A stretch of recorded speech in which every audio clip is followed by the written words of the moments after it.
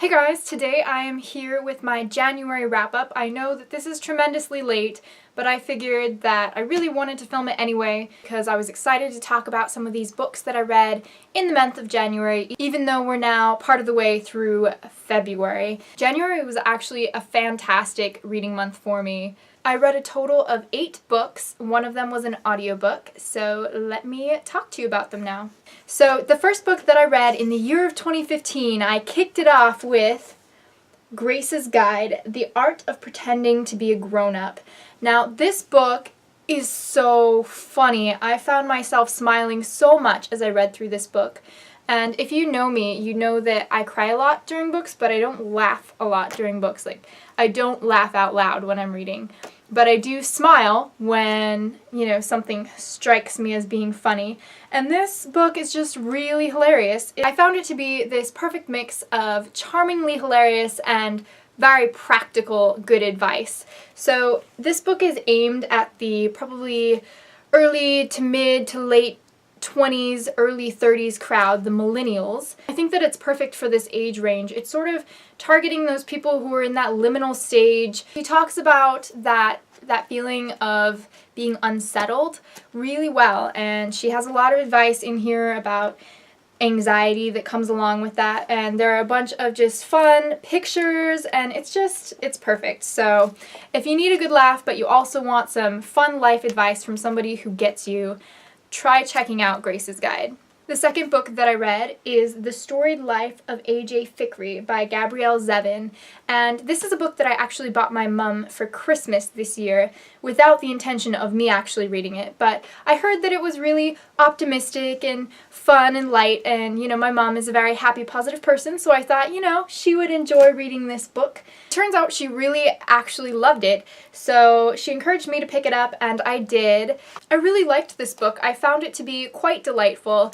I wouldn't give it a 5 stars, maybe a 4. I don't always like rating books on the star scale because I feel like there are so many different things about a book that could be either wonderful or not so great that it's hard to put it all into one. So maybe the character development is great, but the storyline isn't, or the writing is fantastic, but the story's so-so. So it's hard to overall rate a book, but this book was unexpectedly engaging. At first, I went into it not expecting to like it at all. I mean, maybe I expected to be mildly entertained, but I really got into the story and I read it through pretty darn quickly in like a day and a half, which for me is a feat because I'm very busy, as are we all, am I right? Anyway, it had a really unique perspective. It was a third-person omniscient perspective, so it said he and she and AJ and Maya did this and that, but it got into the heads of a lot of different characters, so it wasn't just following AJ Fikri, but it was chronicling his life overall as this bookshop owner. So yeah, if you're in the mood for a little bit of a pick-me-up type book that speaks to your heart, then this one's for you. The next book that I read is A Monster Calls by Patrick Ness. This book was so friggin' good. I can't even begin to describe to you how incredible this book is. Basically what I want to say about it is if you haven't read it, you need to read it. You need to buy it and you need to read it like right now. This book is absolutely gorgeous. It has illustrations by Jim Kay, and his artwork is absolutely hauntingly beautiful. But this book just... There are very few books that I would say changed my outlook about life and about myself, and this is one of them. So, wow. Stars do not even begin to describe how amazing this is. I can't say it's 5 stars and be okay with that. It was incredible. It was absolutely fantastic. If I had to describe it much more than this, I would just use the words beautiful and real, and I dare you not to cry during this book. Seriously. Right on the heels of A Monster Calls came another fantastic novel. I read I'll Give You the Sun by Jandy Nelson. And again, if you have not read this book, you need to read this book. I'm not going to talk about it very much because I'm going to be filming a review for it here in the next couple of days. But I'll Give You the Sun is achingly beautiful. It's just, it hurts to read, but it is so incredible. The writing is exquisite. Usually the kind of writing that I prefer is the kind that you don't notice, so that you can just be fully immersed in the story and not having to think about the actual words. But this writing, I wanted to notice. I wanted to slow down and savor every single word at the same time that I wanted to speed up so that I could devour the entire book and find out what happens to these characters. I loved it. The character development was out of this world, and it was great. So again, 5 stars is not enough to tell you how much this book meant to me. After that, I actually listened to an audiobook, and that was All the Light We Cannot See. This is a World War II novel that follows 2 characters, so there are dual perspectives. One of them is a blind girl living in France, and another is a Nazi boy living in Germany. Essentially, this book is just a string of little vignettes following these characters' lives, starting when they're quite young and going through their entire lives, really, but most of it is centered around World War II. This book was very informative. It really gave a unique perspective, seeing things from the side of a boy who decided to become a Nazi, and I really appreciated that. Overall, I would give the book probably a 4 out of 5 stars. While I would agree with everyone that it was masterfully done, the way that the stories were woven together and the way that they intersected, it was great, I really was dissatisfied with the story overall. But like I said, the storytelling was incredible, taking the little snippets and then bringing them up to this climax at the end. Following All the Light We Cannot See, I read Ready Player One by Ernest Cline. This book has been recommended to me so much by quite a few people. However, I've also heard the opposing perspective, that people didn't like it and they thought it was an info dump book. If you don't know about Ready Player One, it follows Wade Watts, who is this boy living in a not too distant America, where video games have basically taken over reality. And so there is this one game called The Oasis that everybody queues into all of the time, and they're always plugged in and playing in this alternate reality while the world essentially goes to hell. I actually personally loved this book. I thought it was incredibly entertaining. I would give this book probably a 4.5 out of 5 stars. I just whipped through this book. I loved all of the gaming references because I really enjoy video gaming. I don't like all video games, and it's not all consuming for me, but I do love a good video game. The other thing that this book referenced all the time was the 80s.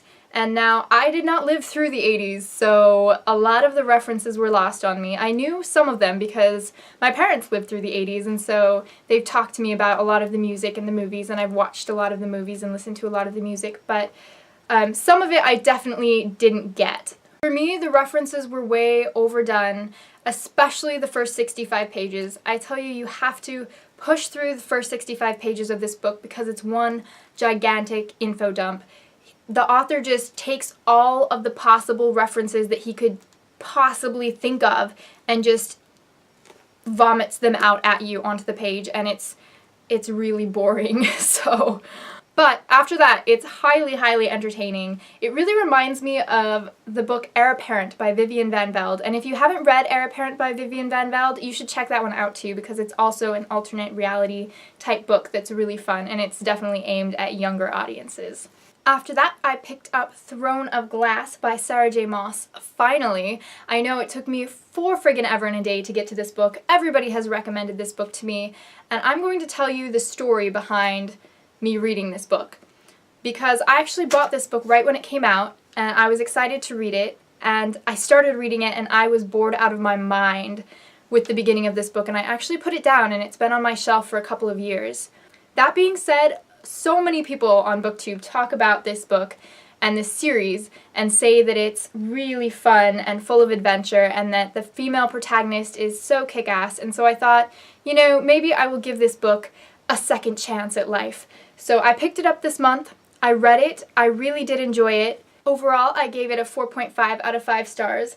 I found, again, that the first 50 pages or something were hard for me to get through, but once I passed that, I really started getting into it. I loved Selena's character. She is such a kick-ass character. She's an assassin, but she also loves clothes and books and food, and so she's super relatable. She also has a lot of other human characteristics that you wouldn't necessarily expect to find in a cold-hearted assassin, so that was good. That being said, I'm not a fan of love triangle books. I don't like love triangles. Why don't authors just get that into their heads? YA authors love to put love triangles in their books, and it just makes me so mad. The way I see it is that if you don't love either person enough to pick between them, then you don't love either person enough.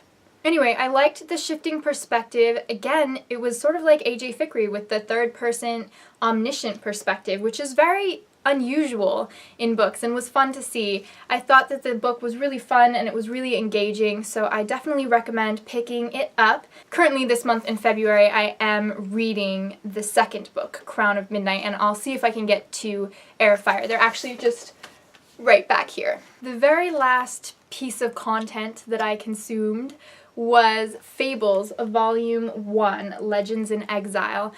I say content because I'm not really sure what this is. I think it's supposed to be a comic book. I think that the Fable series is a comic book series and it's not a graphic novel, which I don't understand, and I really don't understand the distinction at all between the two. But it looks like a graphic novel, so I'm just gonna say it was a graphic novel. I read this graphic novel. So this is a fairy tale retelling in a graphic novel format that was set in a noir New York type place, and it was really dark and gritty, and I didn't really like it. Normally I love fairy tale retellings, but I wasn't a really big fan of this. I can definitely appreciate the art and the amount of time that it would take to draw all of the panels in an entire graphic novel, but I'm not really a fan, and I'm wondering if it's that I'm not a fan of graphic novels in general, because I read Saga Volume 1 last year, which most people really love, and I didn't like it. And I read Fables, which most people really love, and I just didn't get into it. So I'm wondering if it's just a thing between me and graphic novels, if we're just not as compatible as books and I are. So I'm not sure. So those were all 8 of the books that I read in the month of January. I think it was a pretty good reading month. I had some really amazing books that I read in January. I read A Monster Calls and I'll Give You the Sun. I think those were definitely my top 2. If you haven't read those ones, check them out for sure, because I think they're going to be game changers for you in the book world. Okay guys, that is all for me today. I hope you enjoyed this video. Please like it if you did. Definitely comment down below and let me know what books you read in January, what books you're planning on reading in February, if you liked any of these books that I read in January, or any other thoughts. I love talking to you guys. Also leave some video requests down in the comments below. I'm thinking about doing a TBR bookshelf tour and some tags. Oh, also the I'll Give You the Sun review. Those are my next upcoming videos, so subscribe if you're interested in seeing any of those. Thank you guys so much for watching. I hope you have a fantastic day, and I'll see you soon with my next video. Stay happy, stay healthy. Bye guys.